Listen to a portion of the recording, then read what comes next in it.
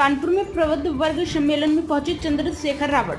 कानपुर नगर आजाद Samajwadi party के राष्ट्रीय अध्यक्ष और नगीना से सांसद चंद्रशेखर रावत शनिवार को कानपुर में प्रबुद्ध वर्ग सम्मेलन में शामिल हुए। इस दौरान उन्होंने भारतीय जनता पार्टी की सरकार पर जमकर निशाना साधा और कई गंभीर आरोप लगाए। चंद्रशेखर रावत ने कहा कि भाजपा सरकार में भ्रष्टाचार चरम पर है। उन्होंने आरोप लगाया कि सरकार शिक्षकों की भर्ती नहीं कर रही है। चंद्रशेखर रावत ने बताया कि यह उनका 7वां मंडलीय सम्मेलन है। उन्होंने कहा, हमारा यह अभियान सहारनपुर से शुरू हुआ था और कुल 18 मंडलीय सम्मेलन आयोजित किए जाएंगे। इन सम्मेलनों का उद्देश्य कि शिक्षा, रोजगार, बिजली जैसी मूलभूत सुविधाओं पर जो डाका पड़ा है उसके खिलाफ आवाज उठाई जाए। उन्होंने आरोप लगाया कि कानून व्यवस्था पूरी तरह चरमरा गई है और कमजोर वर्गों पर अत्याचार बढ़ता जा रहा है। प्राइम संदेश न्यूज से संवाददाता सावेज आलम की रिपोर्ट। ये हमारा 7वां प्रमुख सम्मेलन है।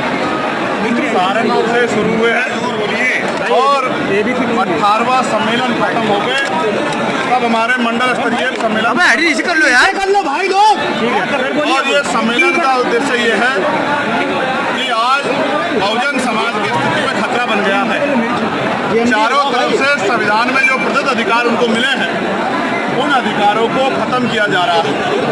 चाहे वो आरक्षण हो, चाहे शिक्षा हो, चाहे नौकरियां हो, चाहे और जमीनें मिली हो, चाहे और अधिकार हो, उन सब अधिकारों पर डाका पड़ रहा है। चाहे बिजली के निजीकरण का मामला हो या शिक्षा मित्रों का मामला हो, इनके समायोजन का, चाहे 69,000 शिक्षक भर्ती का मामला हो, तमाम तरह से कमजोर वर्गों के खिलाफ अन्याय किया जा रहा है। मुसलमानों पे बुलडोजर चल रहे हैं, उनके घरों को जमींदोज किया जा रहा है, उन पे गोलियां चल रही है, दलित पिछड़े वर्ग के लोगों को मार मार के लटका जा रहा है, उनकी बच्चों की अस्मतों पे भी हमला हो रहा है। कानून व्यवस्था खत्म हो चुकी है। ऐसे में अस्तित्व बचाओ, समाज में भाईचारा बनाओ, कमजोर वर्गों को जोड़ो और जोड़ के प्रबुद्ध जन सम्मेलन के जरिए भविष्य की तैयारी करो। जो 15 साल का सूखा है उसको खत्म करो, राजकाज लाओ और लोगों की समस्या दूर करो। जातिगत जनगणना के लिए आप कह रहे हैं लगातार जातिगत जनगणना होनी चाहिए, उसके साथ साथ उसके आखिरी आंकड़े भी जारी होने चाहिए। सिर्फ गणना ही नहीं, किसके पास जमीन है, किसके पास रोजगार है, किसके पास इंडस्ट्री है, किसके पास पैसा है, किसके पास हेलीकॉप्टर है, किसके पास जहाज है, किसके पास 4 पहिया गाड़ी है, किसके पास 2 पहिया गाड़ी है, किस पे पक्का मकान है, किस पे दुकान है और कौन गरीबी में मर रहा है, ये सारी जानकारी सारी। कानपुर में डीएम और सीएमओ विवाद भी लगातार था। वहाँ सीएमओ ने कहा कि मैं बहुत मजबूती से आजाद समाज पार्टी काशीराम और भीम आर्मी लड़ेगी।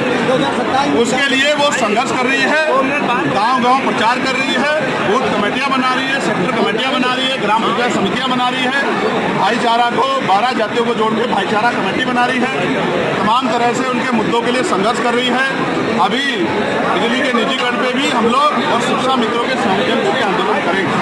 हम लगातार कोशिश कर रहे हैं कि आजाद समाज पार्टी तेजी से आगे बढ़े और उसके जरिए लोगों की समस्याओं का हल हो। 2027 के चुनाव से पहले जो गुंडा राज उत्तर प्रदेश में चल रहा है उसको खत्म करना होगा।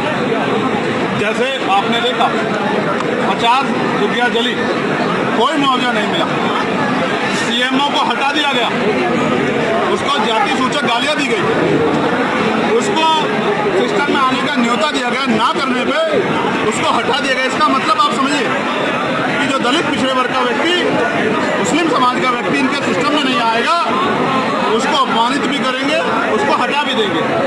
ये आपके सामने हो रहा है, ये छिपा हुआ नहीं है। और जिस तरह से कौशाम्बी में सरकार ने गलत तरह से षड्यंत्र करके जिनकी बेटी के साथ अन्याय हुआ उन्हीं को आरोपी बना के उनके लड़ने वालों को जेल में डाल दिया, ये भी पाल समाज का जो अन्याय, ये भी किसी छिपा हुआ नहीं है। इसलिए मैंने उस घटना की सीबीआई जांच की मांग की है। बहुत जल्द मैं उस परिवार से मिलने के लिए भी जाऊँगा। सर, आप एक आरोप लगा है छेड़खानी का महिला के आरोप लगाया गया। मैंने पकड़ो मेरी यार, मैं कोर्ट में ही अपना हाथ दर्द हो रहा है, तुम दे देंगे महिला के सम्मान का विषय, और मैं इस पर अब बात इसमें भी नहीं, हाथ दर्द होने लगा सही। और पकड़ के ठीक है, फिर मीडिया के लोग इस पर सवाल करते हैं। भूषण शरण सिंह कह रहे हैं कि इनको नहीं, मैं दहशत के बराबर के लोगों का जवाब थैंक यू।